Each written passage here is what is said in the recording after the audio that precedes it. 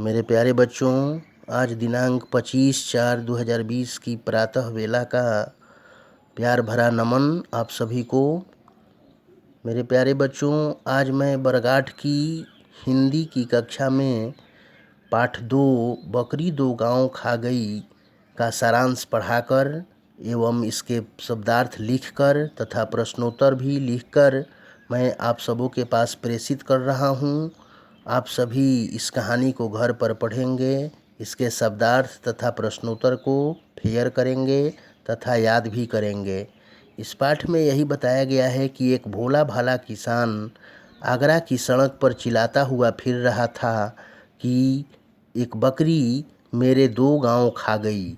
यानी इस पाठ का नामकरण इसलिए हुआ है कि भोला भाला किसान जब वो आगरा की सड़क पर ये चिल्लाता हुआ फिर रहा था कि बकरी 2 गांव खा गई, तो जब बादशाह के पास सूचना जाता है तो बादशाह उसे अपने दरबार में बुलाता है और वह बादशाह पहचान जाता है उस आदमी को। जो आदमी भोला भाला जो किसान चिल्ला रहा था, वह एक बार बादशाह अकबर को गन्ने का रस आने पर वहाँ पिलाया हुआ था। एक लोटा रस एक गन्ने से पिलाया था। जब दूसरा बार बादशाह गन्ने का रस पीने की इच्छा जताई तो वो देर लगा दिया था और 2-4 गन्ने से भी वो लोटा भर नहीं पाया था।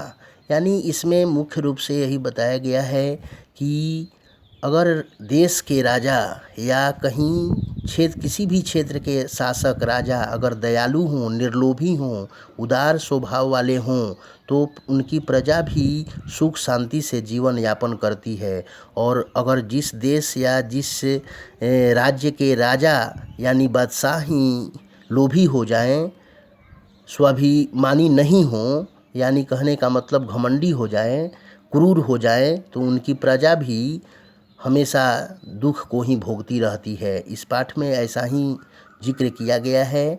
तो वो बादशाह क्या करता है कि एक बार 2 लोटे गन्ने का रस पिया था और इसके बाद वो एक पीपल के पत्ते पर खुश होकर के भोले भाले किसान के लिए 2 गांव देने का आदेश दिया था।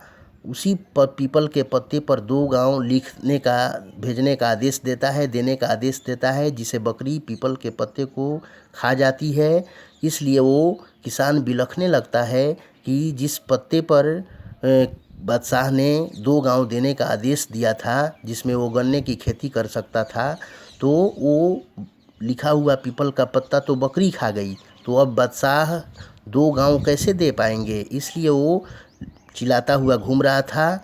लेकिन अंत में बादशाह फिर उसे कागज़ पर 2 गांव देने का आदेश देते हैं।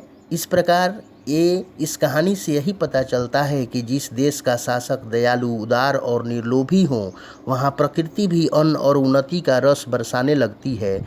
लेकिन अगर किसी देश का शासक क्रूर, निरंकुश और लोभी हो, तो वहाँ प्रजा हर तरह के अभाव में ही रहती है। इस पाठ में ऐसा ही जिक्र किया गया है। यह पाठ बहुत ही रोचक है। इस पाठ को आप लोग घर पर भी पढ़ेंगे और इसका क्वेश्चन आंसर एवं शब्दार्थ फेयर करके उसे अवश्य फेयर कॉपी में करेंगे। मैं इन्हीं शब्दों के साथ वाणी को विराम देता हूँ। धन्यवाद।